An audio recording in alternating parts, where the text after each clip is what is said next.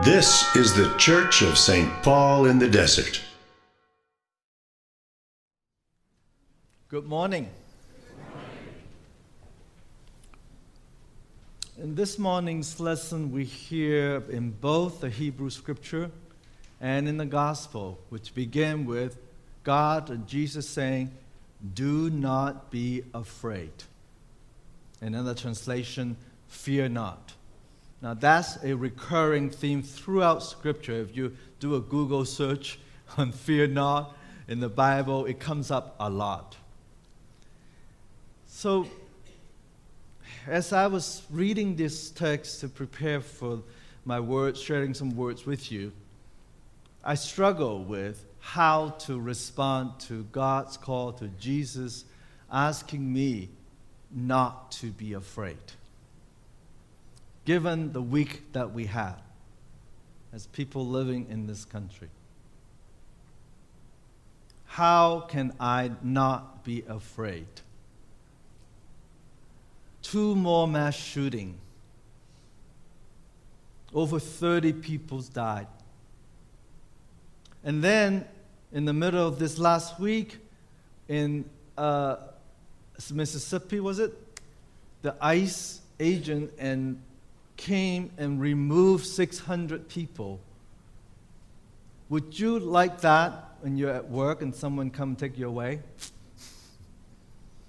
And they released half of them, so apparently many of them were citizens, or else why else would they release them, right? So how do we respond to God's call not to be afraid? Oh, by the way, the El Paso shooting has made it to the top 10 most horrific mass shooting in this country. As if that's a prize to be had.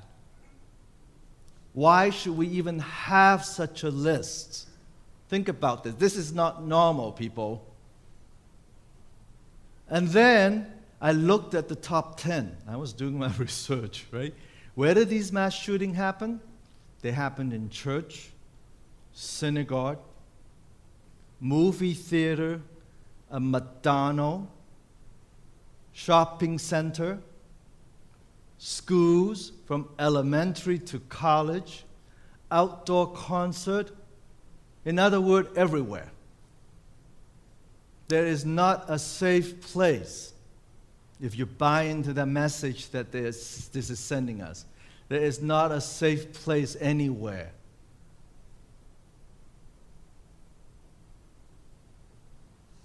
So, how do I respond to God's call to not be afraid? Not be afraid. And some of us are getting a little numb about this. Some of us are saying, well, it's the way the world is now. If you find yourself thinking that, stop. Stop that. Then you are buying into this lie, this reality of a lie, that says to you, this is normal, that you are supposed to bear this and accept this and live with this unsafe feeling constantly.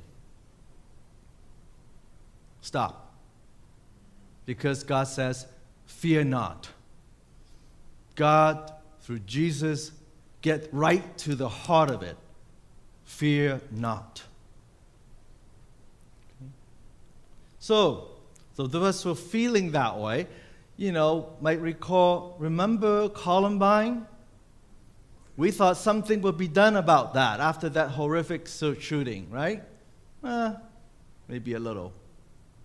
And then Sandy Hook would have done it, right, for some of us. Kids getting shot.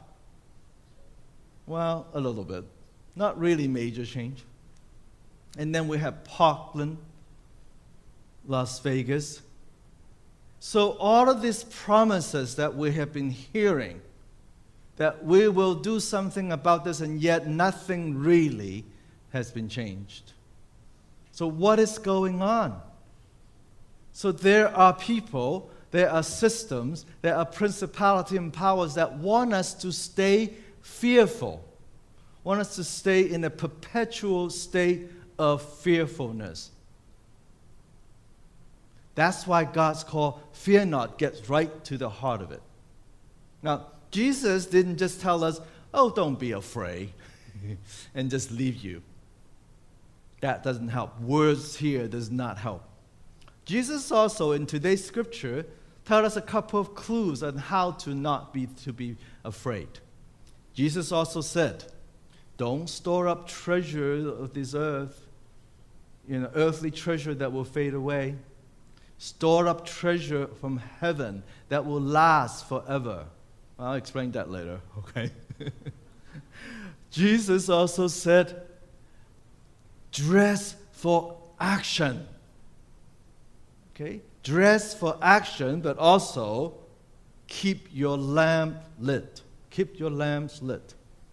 Because you might be dressed for action, but you dress for action in the dark, that's very dangerous. Okay, you could be, doing the wrong thing. So you need the lamp. You need to light the lamp to know what the truth is, so that your action really counts. Okay, so let's light the lamp.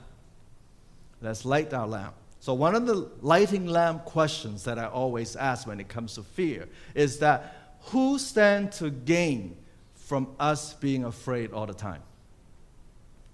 Who stands to gain from us being afraid and fearful all the time? Okay, I can think of two groups, at least. Well, yeah, the devil worked in different ways, So, the first group is people who wants to gain power from our fear. Okay, it's the election year. You will hear.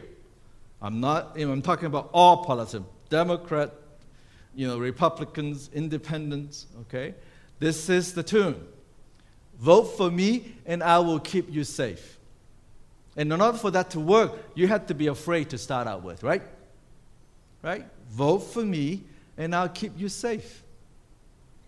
Okay? Some will say, I will do what I can to change laws, to have gun control laws. How often have we heard that, right? And I have to say some actually might do something. Okay, that's up to you to discern that. Some also say, vote for me, and I will make sure we keep the Second Amendment, that no one's going to take your guns away, which you need to protect yourself to keep yourself safe. Vote for me. You can have your gun and keep you safe. Some will say, vote for me, and I will get rid of all these undesirable people in our country who will take away your job, take away your health care. So once I get rid of them, once I get elected, you don't really need anybody to bring guns and shoot people. So you'll be safe. They will promise you anything because you're afraid and you are susceptible to say, yeah, I believe you. And you just gave them the power. So, fear not mean what? Don't buy into this manipulator based on our faith. Okay? Now, I'm not saying, that some of them are not trying to do good, but it is your decision. You need to discern. Because for those of us who are U.S. citizens, you have a right to vote, right? You have power. I'm not telling you how to vote. I'm just saying vote for the ones who actually can get things done and not just empty promises. Okay? Second group of people who tend to benefit from our being fearful all the time. They are the marketeer of fear. They would want you to spend your money. They want to profit from your fear. I just heard there's a story of a company that had decided to make bulletproof, this is really great, bulletproof backpack for your kids to go to school. Who knows how much it's going to cost, right? But buy this product, it will keep your kids safe. And, there will be marketers that will say, Buy this security system for your house. They will keep you safe from intruders. Buy this latest gun, model of guns. It will protect you. You can arm yourself everywhere you go to protect yourself. They don't want you to be afraid. They want you to stay afraid so you will keep buying their stuff. They want to profit from your fear. So don't buy all these earthly goods that does you no good. You might buy some of this and some of them for good reason, you know.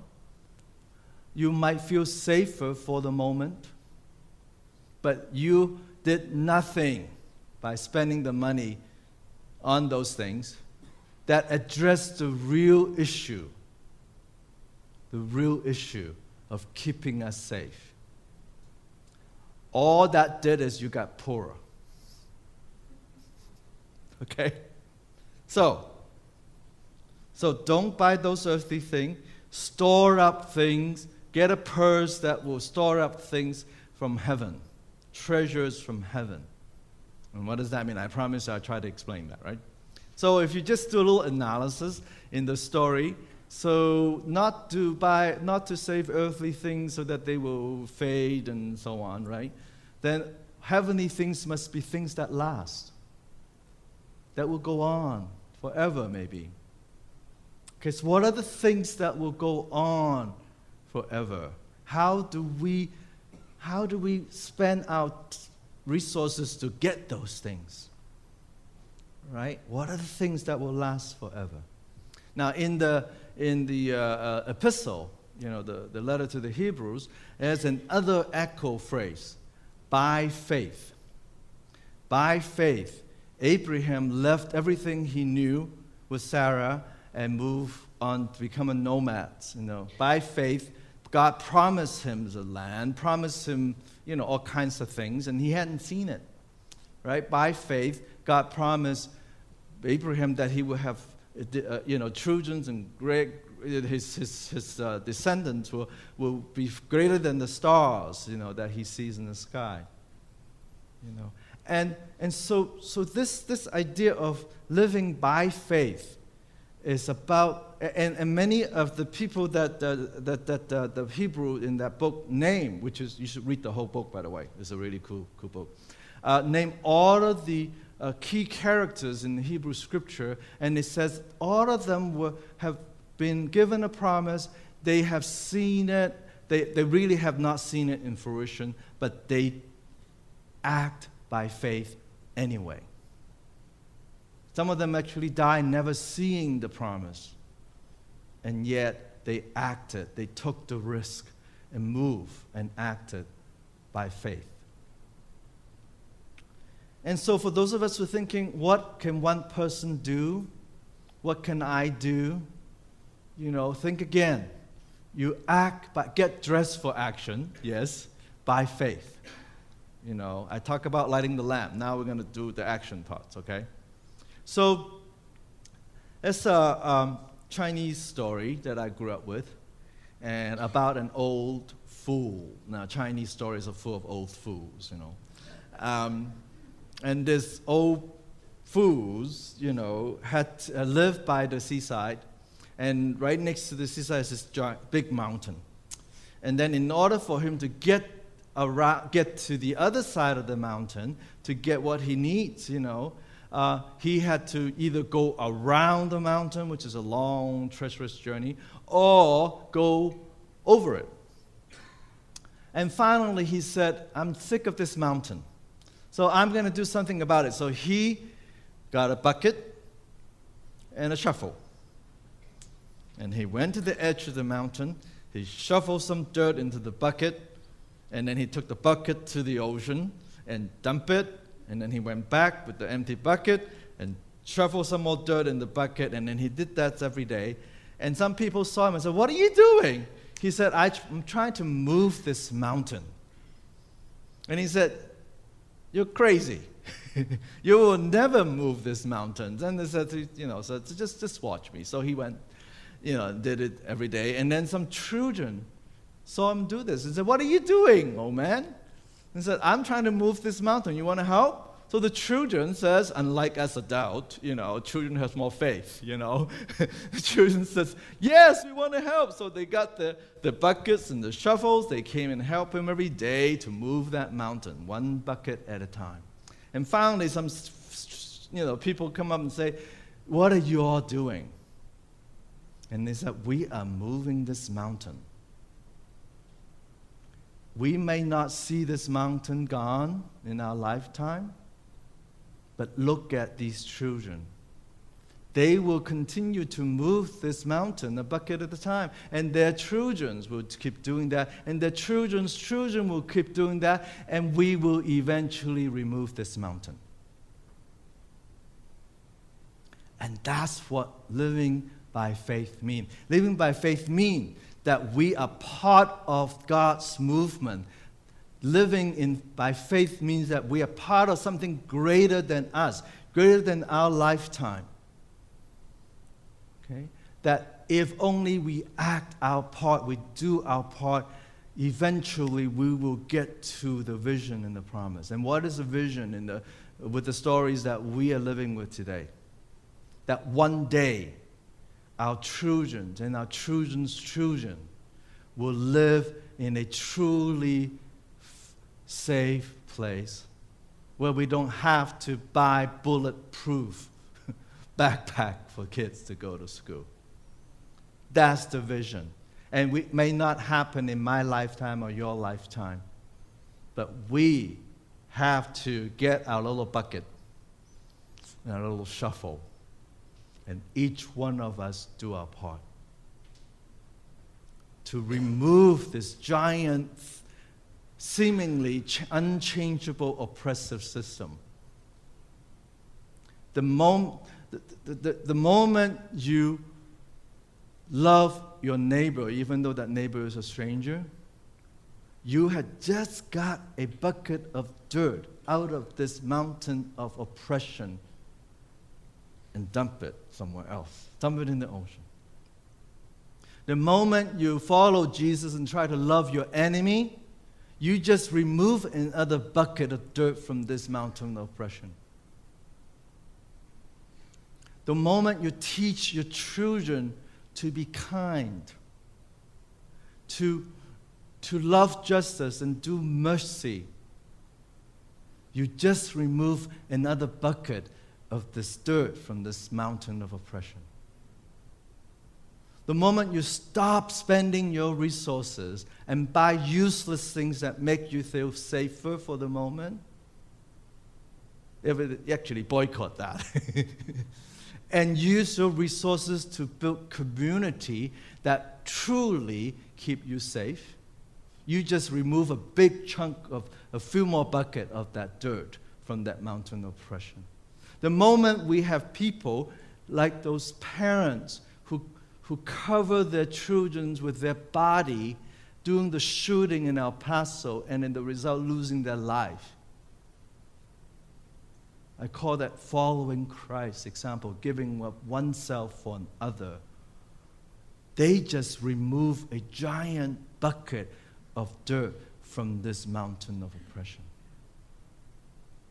If you wonder what your bucket and your shovel might look like, take a look at Bishop Susan. Our bishop has issued a pastoral letter addressing gun violence and violence. And in it, there are 7 points she wrote. I'm not going to repeat it. You look it up. There are things you can do.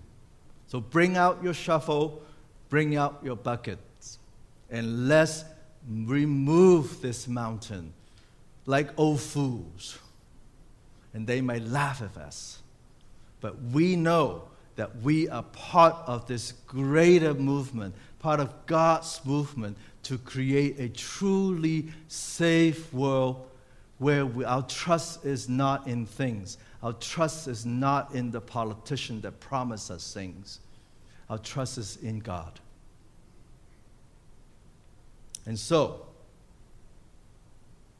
fear not, dress for action, keep your lamps lit, and go and live by faith. Amen.